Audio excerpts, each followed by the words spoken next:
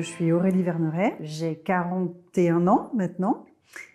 Je suis maman de 2 garçons.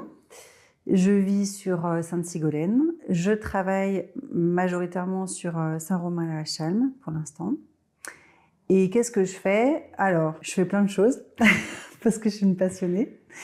Majoritairement, 80% de mon temps est dédié à l'accompagnement de personnes qui souhaitent optimiser leur capital santé pour se sentir bien mieux, j'ai envie de dire, dans leur corps, dans leur tête aussi, et dans leurs relations avec les autres. J'accompagne aussi des parents qui sont inquiets du bien-être de leurs enfants, de leur santé, ou bien qui s'interrogent sur leur comportement. Bon, il faut savoir que je suis une ancienne éducatrice spécialisée et j'ai bossé dans la protection de l'enfance pendant 10 ans. Donc c'est vrai que j'ai une sensibilité particulière aussi au bien-être des enfants. Tout simplement parce que c'est les adultes de demain et qu'un enfant qui est à l'aise avec ses émotions apprend en tout cas à s'écouter et à se considérer de la même façon qu'il va apprendre à écouter l'autre et à considérer l'autre, c'est des adultes potentiellement qui sont plus à même de prendre soin d'eux-mêmes, d'être responsables de leur santé et de veiller à avoir des relations positives avec les autres. Et puis, je dirais que ça, c'est entre guillemets l'action, pas entre guillemets, mais c'est l'action thérapeutique qui, dans un autre jargon, le jargon interdit, correspondrait au curatif. Et comme j'ai une valeur forte sur la notion de responsabilisation de soi et de sa santé, ça me tient à cœur en fait de contribuer à des actions de prévention de la santé pour aider les gens justement à comprendre comment fonctionne leur corps, de mon volet à moi, je suis pas médecin et voilà, mais en tout cas de transmettre ce que moi j'ai appris et qui me sert à prendre soin de moi et de ma famille, parce que ça marche, et de les aider à être plus conscients.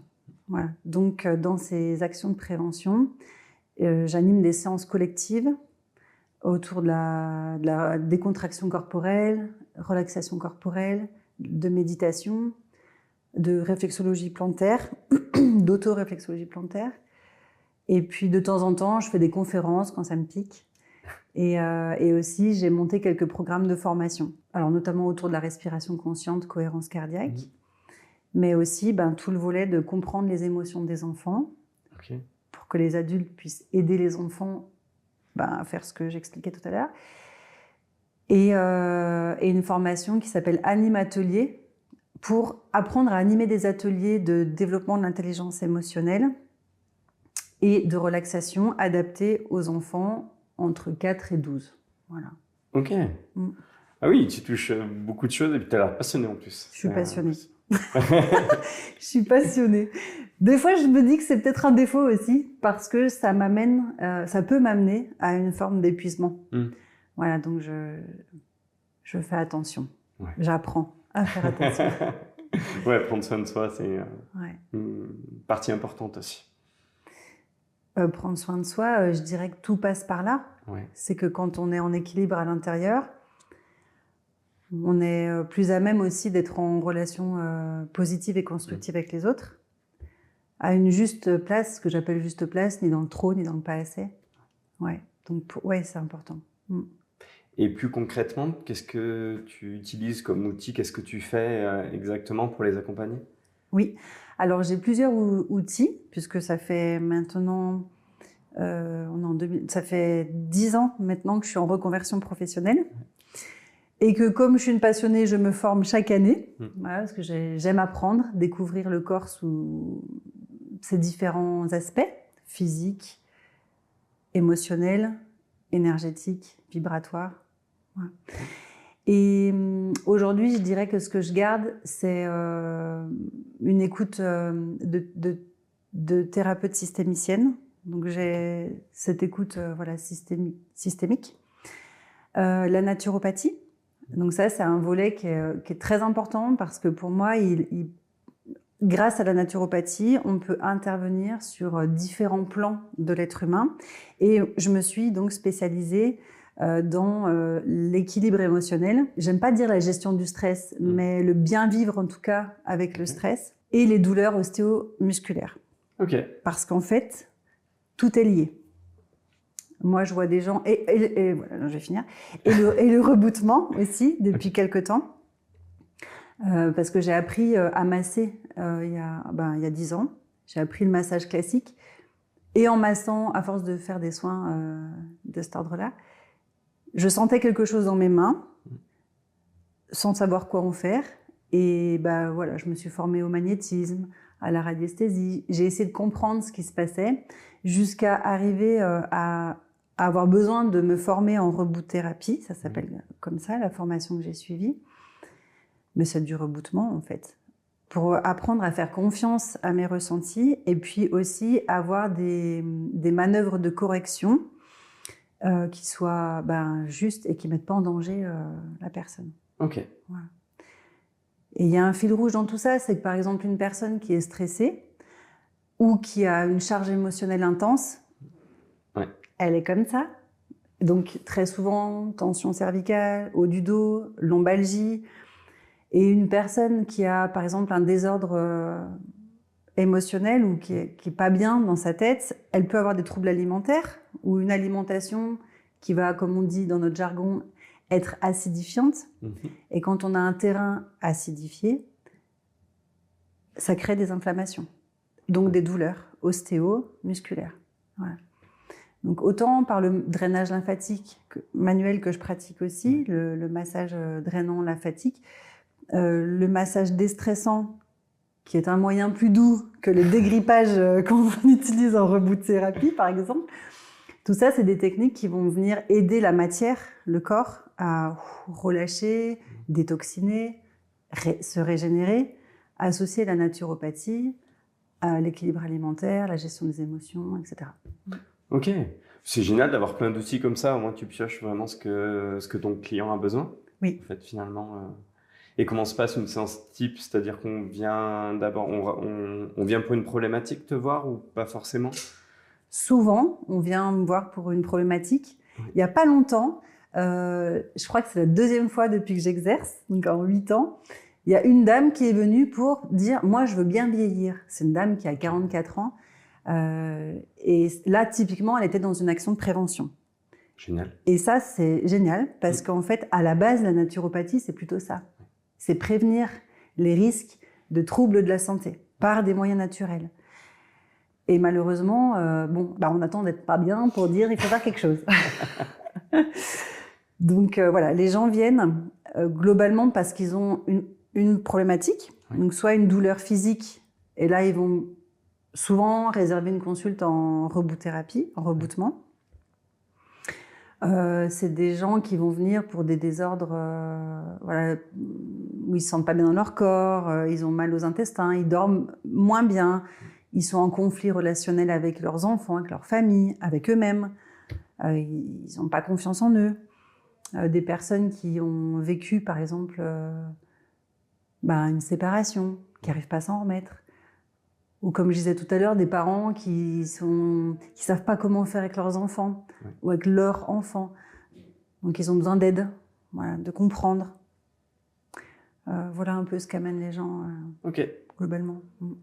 Et donc du coup, quand ils viennent te voir, comment ça se passe du coup au niveau de ta santé? Tu as un grand questionnaire parce que du coup tu as plein d'outils, il faut que tu choisisses ou pas forcément? Alors, quand ils viennent, déjà, ils ont le choix du motif de leur consultation. D'accord. Donc, moi, sur ma plateforme de réservation, qui est Rezalib, ils peuvent choisir bilan en naturopathie, bilan en stress, voilà. Donc, quand déjà ils prennent leur rendez-vous, ils vont me montrer ce qu'ils veulent. Ok. S'ils veulent un bilan, c'est que déjà, ils ont compris que c'était intéressant de faire le point avant de décider le plan d'action. D'accord ? Il y a des gens qui veulent un massage, donc ils vont réserver directement une séance.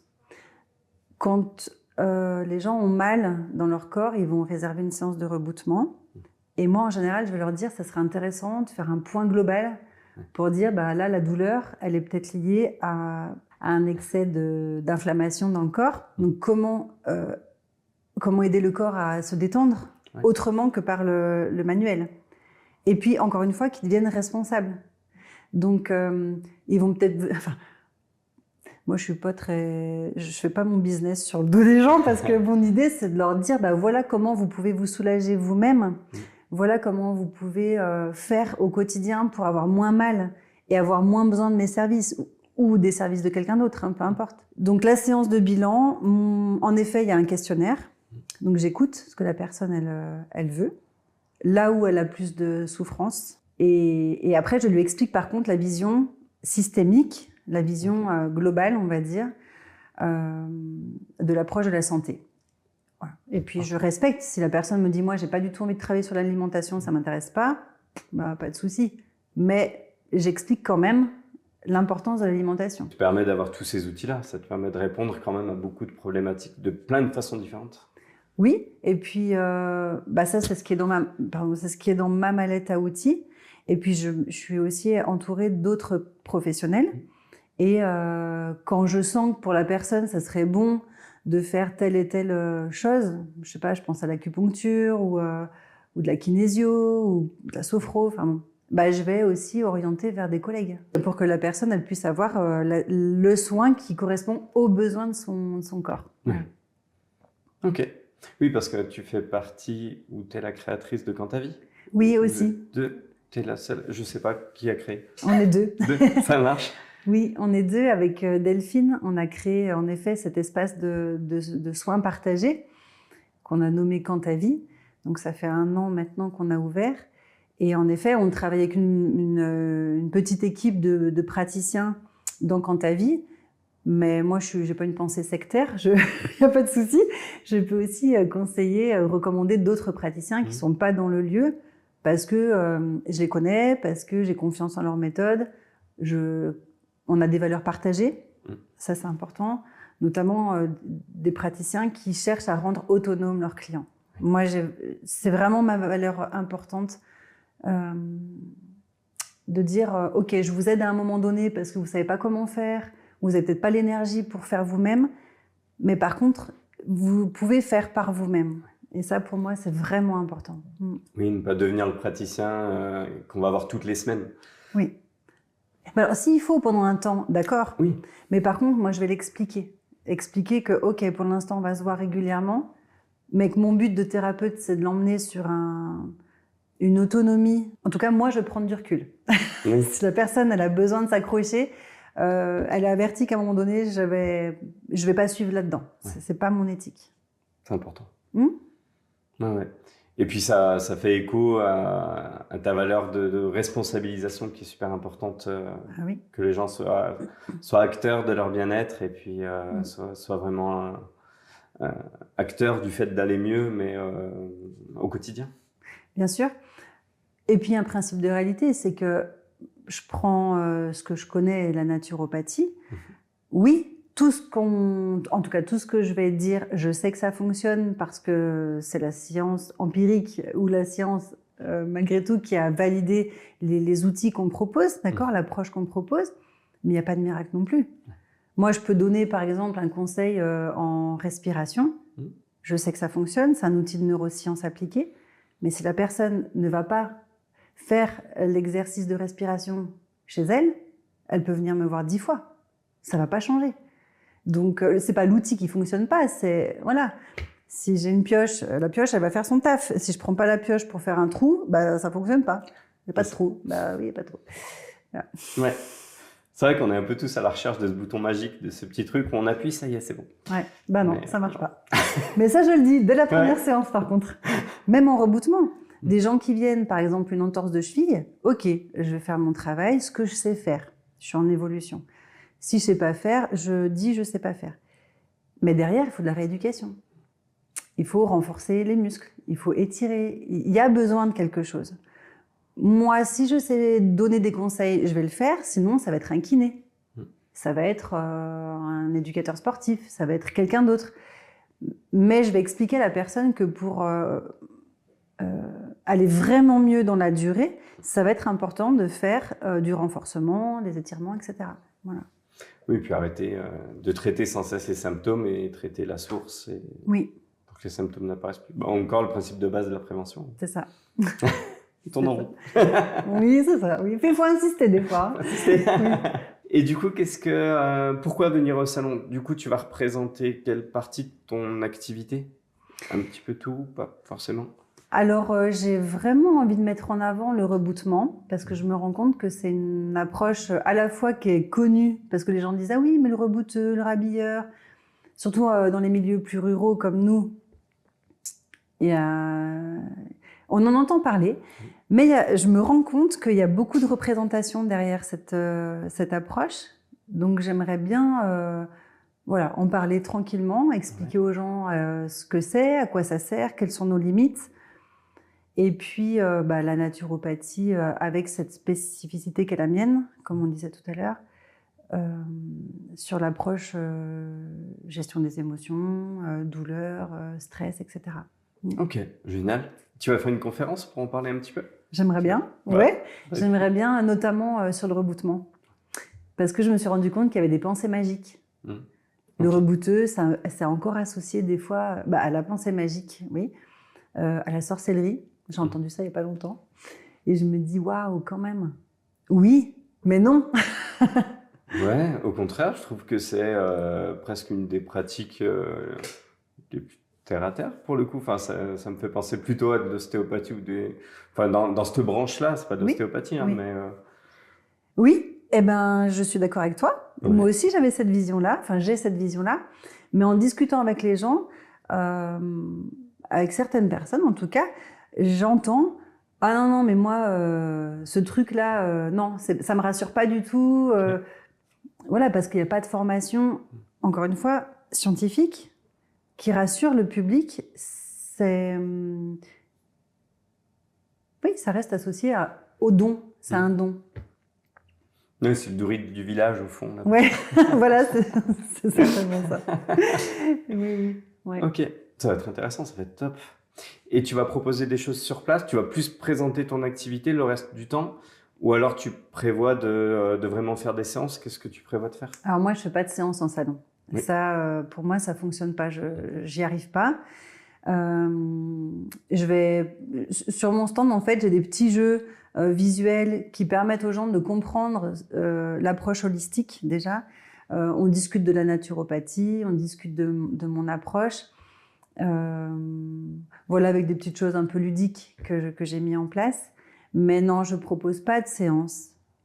C'est pas mon travail en fait. C'est pas l'essence de ce qui m'anime. Moi, je suis pas là. J'ai pas envie de faire ça. Oui, et puis en plus, comme tu le disais tout à l'heure, t'as une pratique quand même très complète et qui demande peut-être plus de temps qu'un quart d'heure à la va-vite en salon pour le coup. Oui, et puis quand j'entends ce que tu dis, il y a un autre facteur, c'est que au fil de ma pratique, je me suis découverte avec cette capacité de clair ressenti. Et c'est vrai que quand je fais un soin corporel, je prends le temps de me relier à ce clair ressenti parce qu'il y a la technique qui va faire son travail. Mais c'est comme si, en fait, dans les séances, le corps, il me parlait et qui m'expliquait ce dont il a besoin pour aller mieux ou ce qui fait qu'il en est dans cet état-là. Et il y a un dialogue, c'est bizarre ce que je veux dire, mais il y a une sorte de dialogue qui se met en place avec le corps. Et ça, moi, j'ai besoin de l'honorer. Et j'ai besoin de le respecter. Et dans un salon, je sais que je ne vais pas avoir cette reliance-là, et du coup, c'est masser pour masser. Et j'aurais l'impression de plus trop respecter ce qui s'est éveillé à l'intérieur de moi ces dernières années. D'accord. Est-ce que tu voulais qu'on aborde un autre sujet, autre chose? Est-ce que tu penses qu'on a fait le tour? Je suis contente de participer à ce salon à Monistrol parce que déjà, il y a plein de copains et de copines, donc c'est cool. Et puis c'est une belle occasion aussi de rencontrer de nouveaux professionnels, parce que même si ça fait un petit moment que je suis dans le secteur, il y a plein de gens nouveaux que je ne connais pas, donc c'est vrai que pour moi, c'est l'occasion de rencontrer des nouvelles personnes. Et puis, merci. Merci à toi et Sophie pour cette belle invitation, ce bel événement, parce que j'en ai entendu parler vraiment bien, autant par les personnes qui ont tenu un stand que par des visiteurs. Donc, je suis contente cette année de faire partie de cette aventure. Voilà. Ça va être chouette, ça va être une belle année encore. Oui, j'espère. Voilà. Et juste une dernière chose, comment est-ce qu'on te contacte du coup? Pour prendre un rendez-vous, pour prendre des informations? Ouais, eh ben, on peut me contacter par téléphone, traditionnellement. Sinon, j'ai un site internet. Donc, le nom de ma boîte, c'est Nature Empathie. Ok. Donc, Nature Empathie et sur Resalib aussi. Ok. Soit avec mon nom, soit avec Nature Empathie. Ça marche. Voilà. Et bah parfait. Merci à toi de t'être prêté au jeu. Je sais que ça peut être pas simple les caméras. Bah, tu l'as m'es sorti hyper à nickel. l'aise. Ouais, ça va. Ah ouais, tu es vraiment hyper à l'aise. C'est trop bien. Et bah parfait, nickel. Encore merci à toi. Merci à toi.